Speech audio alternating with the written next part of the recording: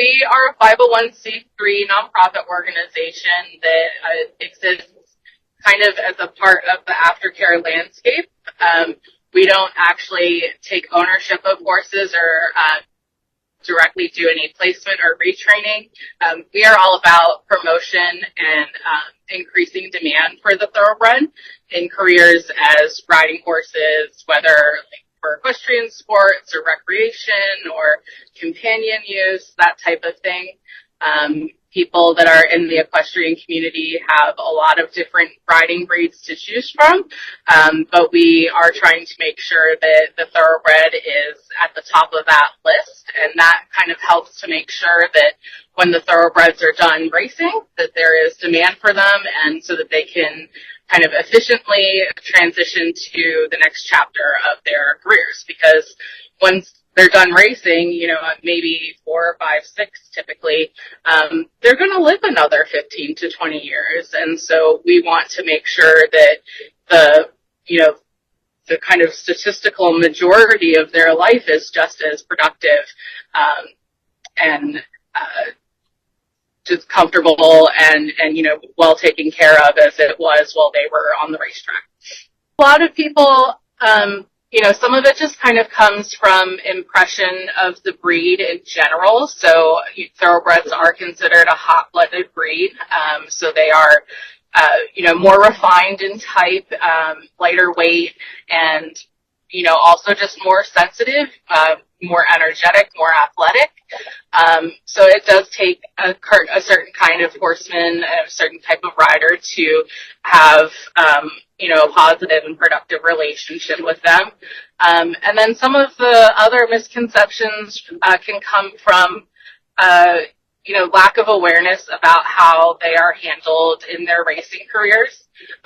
There's certainly, and that just kind of comes part and parcel with some of the negative misconceptions that we have about racing overall. So you get some of these ideas about how, these horses are just all used up and drugged and broken and that sort of thing. And so you have to kind of work to overcome that a little bit as well.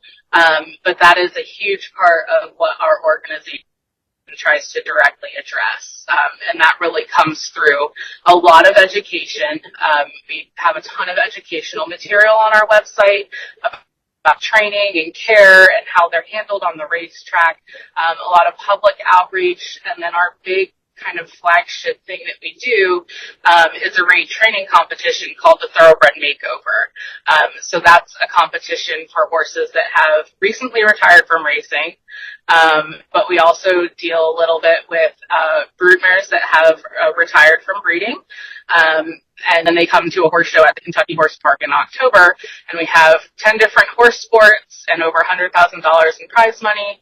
And so it really just serves to highlight the breed, and all of their trainability, their versatility, and really just showcase them in the best light. And that really kind of helps to very directly address some of those misconceptions. I mean, you name it. We've been running this competition for over 10 years now, and we have seen polo ponies, police horses, therapeutic horses, horses that work at liberty, so meaning that they are loose and from their handler and don't have, have maybe a minimal amount of equipment or completely there's no equipment at all. And there's some of the kind of more traditional, quote unquote, disciplines that you think of for thoroughbreds. So that's going to be show hunters and show jumpers, also dressage and eventing. Eventing is still a discipline where the thoroughbred is incredibly influential.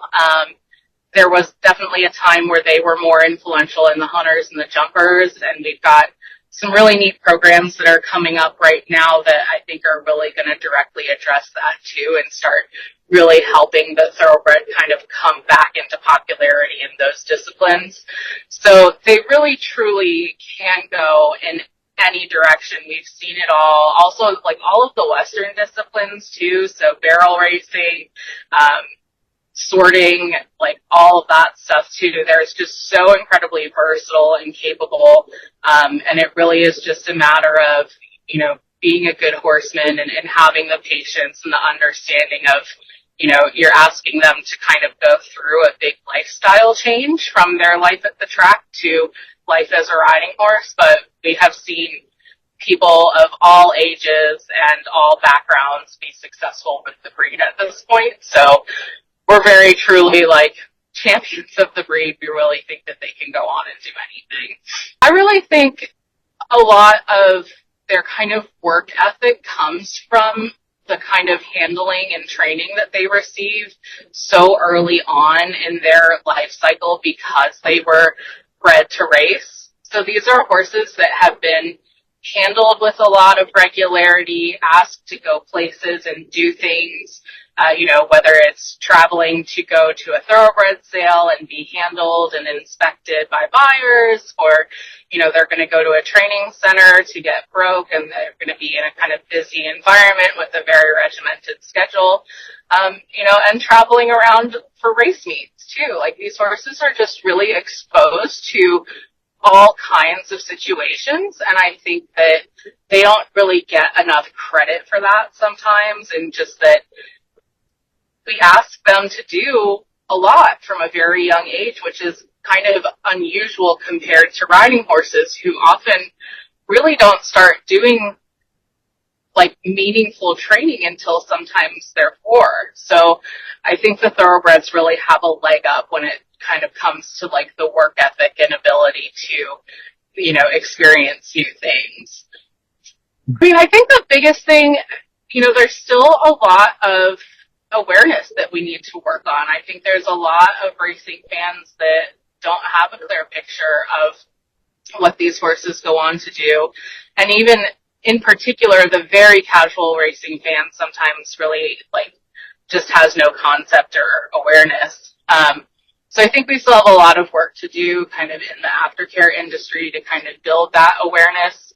But I think the biggest thing that we, for people that are more active and, play a bigger, racing is a bigger part of their life as a fan or, as a trainer, is really just making the decision, about when it's time for a horse to retire from racing, just really being very thoughtful about the timing of that. Sometimes, depending on what stable the horse is in, you can get in a little bit of a loop of just kind of, okay, we'll try one more race, we'll try one more start, and really the outcome is going to be better for the horse if the retirement decision is made, a bit more proactively and more thoughtfully rather than just kind of getting to a point where you have that one more start and then that's the bow or that's the, the slap fracture or something like that could mean that horse could end up needing more significant rehab versus, if they had quit, one start earlier, then maybe that horse would be a little bit better positioned to make an easier transition. So we just truly try to encourage people to be mindful of that. I know racing is a business and everybody has bills to pay. But I think the outcome is really better for all involved if that retirement decision and timing can be done proactively.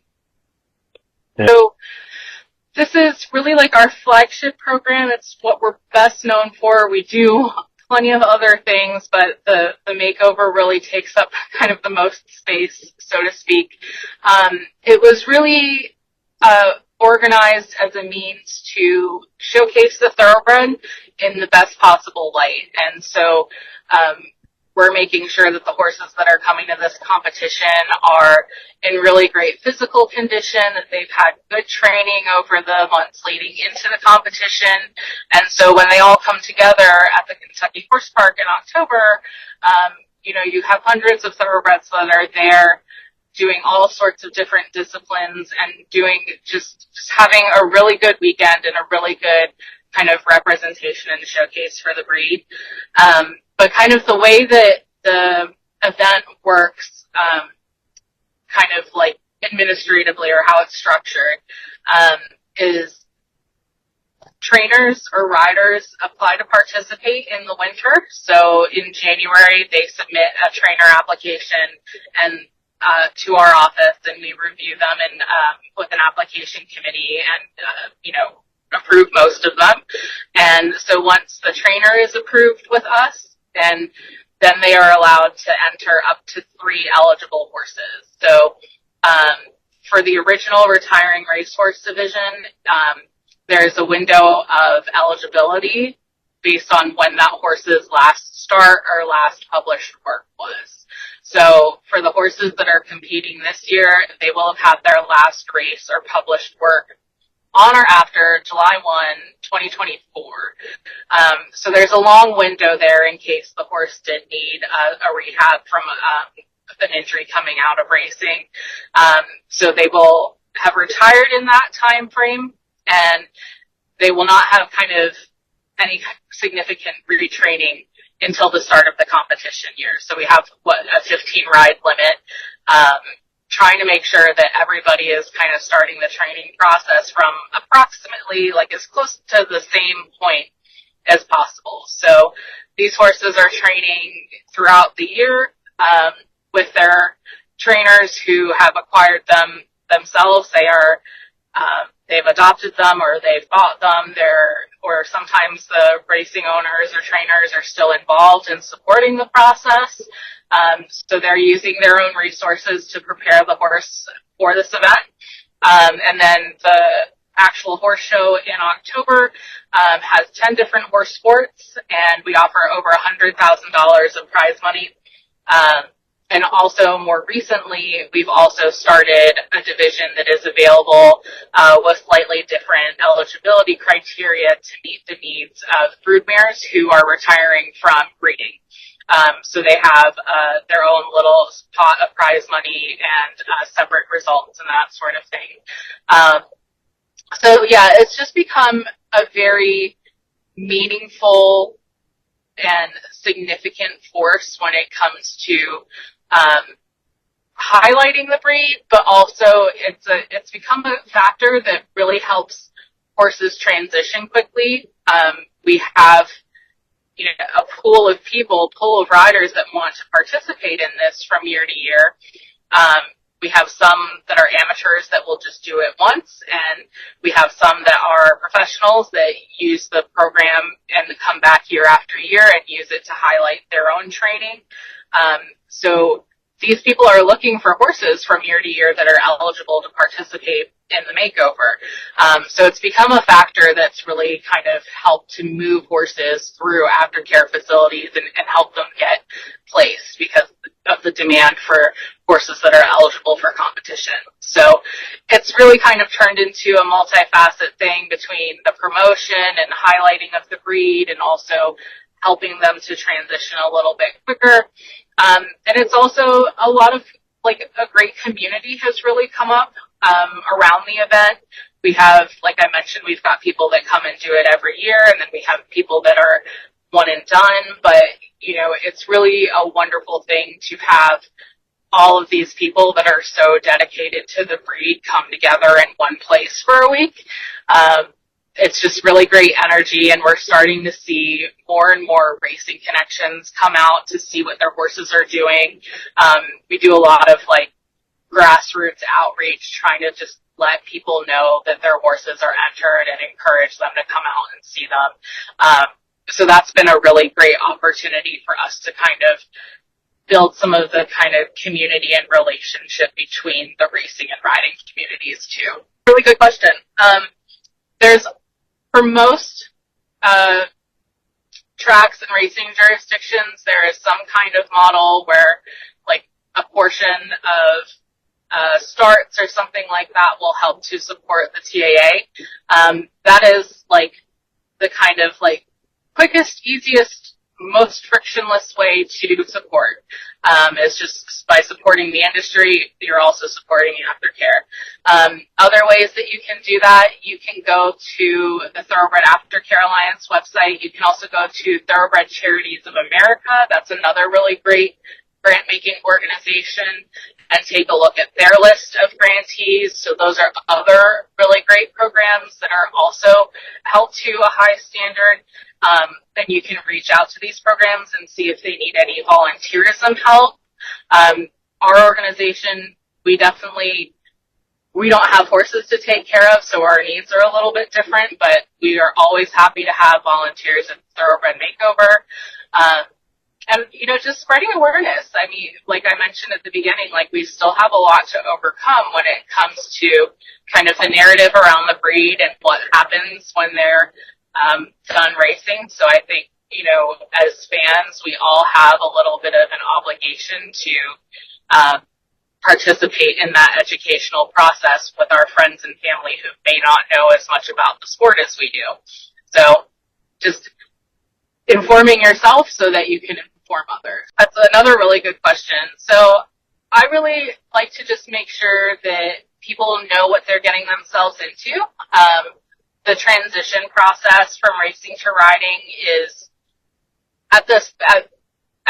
on one hand, not that complicated, but on the other hand, it does take time and patience, and it does take some education. So I like to make sure if you haven't done this process before, if you don't have a lot of background with thoroughbreds, like make sure that you're educating yourselves ahead of time so that you're going in eyes open. And it's never a bad thing to reach out and see what professionals are in the area that can help you with your retraining rides, and also making sure that you have just a good team as far as your veterinarian and your farrier. All of these things are going to be relevant because the way that we feed these horses, the way that we shoe these horses, like all of that is very different, and they are perfectly able to make that adjustment, but we just have to be really cognizant of just how much time and thoughtfulness that takes. So I really just think it's a matter of educating yourself and plugging any holes kind of in your network in terms of like what support looks like for you, whether that's making sure that you have a good trainer or making sure that you have good relationships with your farrier and your vet to kind of help navigate you through the various parts of your horse's transition. Another really good question, and that's something, when I mentioned how much progress the aftercare industry has made, what you're kind of referring to is what we call traceability. And there's a lot of different organizations that are we're doing the best we can to work amongst ourselves to improve that situation, because you're exactly right. The horse's documentation is so thorough until the point that they exit the racing or breeding industry. And after that, it can be really hard to keep tabs on them. People that have awareness of kind of like different sport registries like the United States Equestrian Federation or the jockey clubs like Thoroughbred Incentive Program, like if you are familiar with those databases, like sometimes you can put together the pieces and find these horses. But the kind of interconnectivity between those organizations and going back to the jockey club as the breed registry, like there's a lot that needs to be built out there. So there's not a great answer to that yet. I hope that if we come back in another year or two, we can say like we figured out the pieces and what we need so that we can build in that level of awareness so that it extends beyond the horse's racing career, because there's so many reasons why that's so important, not just from a welfare perspective, but also, coming back to promoting the breed, like we need to have good data and understand more about what these horses are doing beyond their racing careers so that we can further promote them and educate people about their influence on sport. Because a lot of people really don't understand the degree to which the thoroughbred breed has influenced sport, like equestrian sport and sport breeding, because it's just not well documented. So there's a lot of room for improvement in that space, but it's something that is kind of top of the list for all of our organizations. organizations right now. I mean, I think we hit on the high points as far as the makeover goes. Like, we would love to have more fans come out to the horse park in Kentucky in October. It's a great time if you're a fan of racing at Keeneland. You can come to the makeover in the morning and then go to the races in the afternoon. So it's just a really good time to come out and visit, and we are like thrilled to have horse racing fans come out and see what these horses are doing after the fact. It's so good for the industry and the community around the breed. Other than that, if there's anything, I mentioned that we have a lot of resources on our website as far as educational material. We're always on the road doing demonstrations and clinics. We also offer free course listings on our website. So if we have like any connections that need to retire their horses, that is a resource that is available as well.